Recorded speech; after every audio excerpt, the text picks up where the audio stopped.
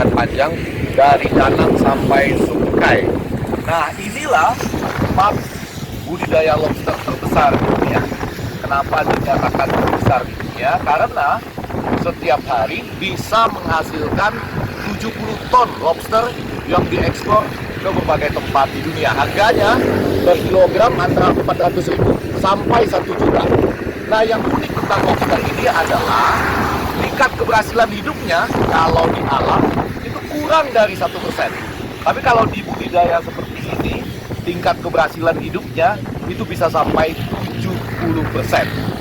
Dan yang paling menarik adalah ternyata setiap hari budidaya lobster di Vietnam ini membutuhkan 20.000 benur atau bibit lobster mutiara dan membutuhkan 500.000 benur atau bibit lobster pasir.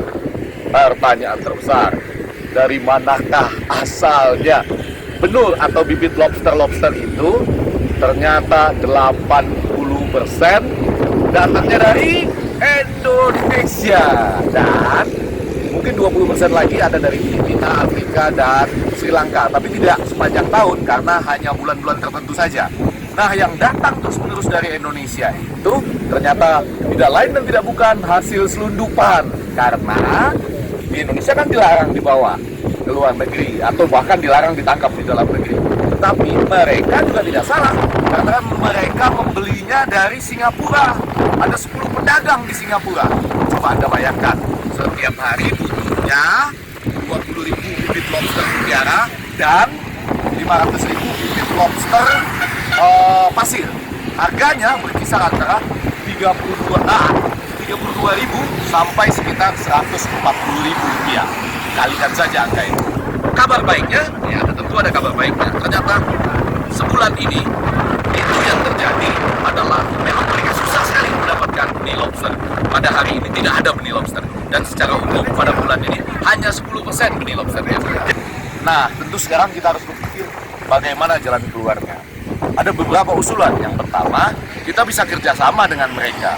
Mereka juga kita minta membuat alih teknologi. Jadi budidaya juga banyak tempat-tempat seperti ini di Indonesia juga. Mungkin dengan sistem begitu 50-50, ada benih lobster yang dikirim secara resmi dan kemudian dibuat juga dikembangkan di Indonesia. Hasilnya kemudian dibuat menjadi restocking. Semua data ini adalah valid karena menarik sekali. Kami di sini ternyata diterima oleh, sebut saja namanya Aceh.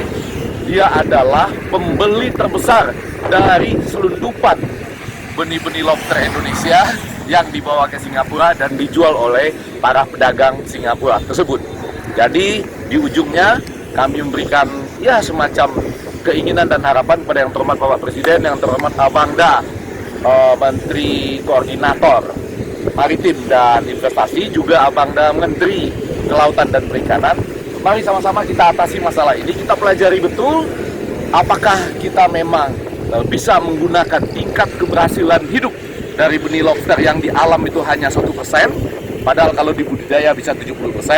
Lalu sebagian betul-betul misalnya kita kembangkan bersama, kita ekspor secara resmi ke Vietnam ini, dan yang lainnya kita budidaya di Indonesia.